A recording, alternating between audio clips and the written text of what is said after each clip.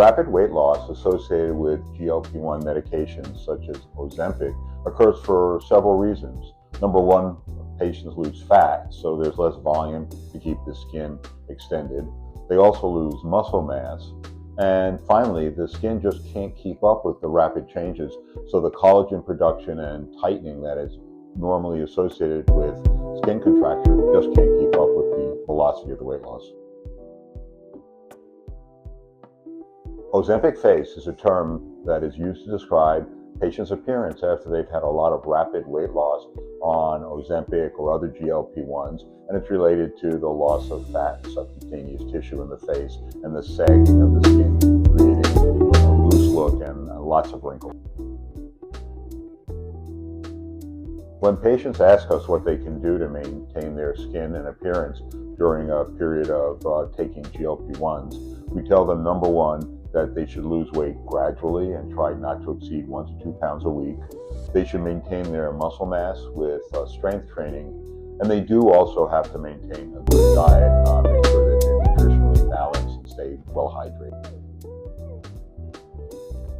There are many non-surgical options to treat patients who have lost a lot of weight and have sagging skin after taking Ozempic and similar medications. These devices include things like ultrasound, a soft wave device, lasers such as CO2 lasers or the Helix, RF microneedling devices such as the Virtue. Patients can also use biostimulatory devices such as hyperdilute radius to help tighten the skin, and of course dermal fillers. The advantages of non-surgical treatments is that we can layer them and put them together. You don't have to limit yourself to one. For example, we're frequently using hyperdilute radius and soft wave at the same time. It may be beneficial for these treatments to be done during the course of the weight loss and not wait to the end, so we can help maintain the skin. It's always easier to do things in small increments than having a lot of skin to remove, because then surgery might be the only option.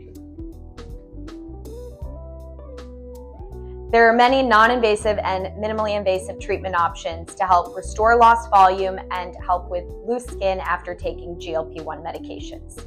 One of those treatments is RF or radiofrequency microneedling. This can be used on the face or other areas on the body, such as the arms and abdomen, to help tighten the skin and help improve lines and wrinkles. It stimulates collagen production and it helps to smooth everything out for a better appearance of the overall skin. Another treatment option is soft wave, which uses ultrasound energy to help also stimulate collagen production, but does so in a bit of a different way.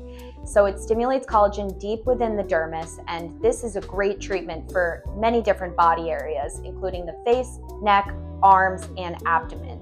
And we use this to help really tighten up any loose skin that results after taking GLP-1 medications. It's a completely non-invasive treatment. There's absolutely no downtime, and it's easy to fit into busy schedules. Another option that is a bit more minimally invasive is hyperdilute radius. This is when we use radius in its hyperdilute form to help stimulate collagen production within the skin. We do this also all over the body and even combine it with soft wave because we're treating at different skin layers. Hyperdilute radius also helps improve the texture of the skin. So if you have, sort of crepiness that's resulting from taking these medications, it really helps to smooth that out. And then we also get the additional deeper tightening from soft wave, making it a really great skin tightening combination. Restoring facial volume is also a really important aspect to helping to rejuvenate the skin after taking Ozempic or other GLP-1s, because you may get what's called Ozempic face. And we use dermal fillers, such as fillers with hyaluronic acid. These give a more immediate result and last anywhere from 8 to 12 months.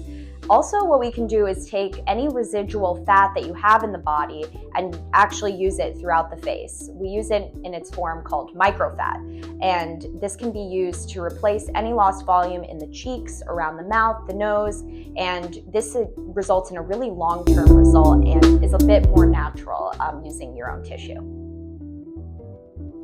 The final option that we can offer is lipo AI, which is laser-assisted liposuction.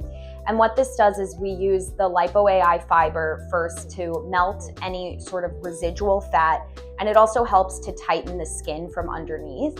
Then what we can do is, if you did have any fat left, which some people do after taking GLP-1 medications, this gets removed very easily. There is little to no downtime with this procedure. It's all performed under a local anesthesia, so you are awake throughout, making it a really easy treatment to have done.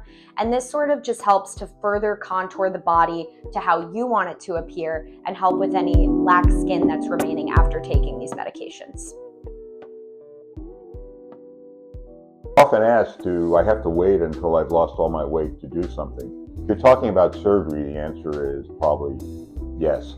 But if we're talking about the other non-surgical treatments, I think the answer is no. I think you want to maintain the skin as best as you can throughout this sort of weight loss journey. And hopefully maybe you won't need surgery, or you might not need as big a procedure. So I think it's important to explore the options.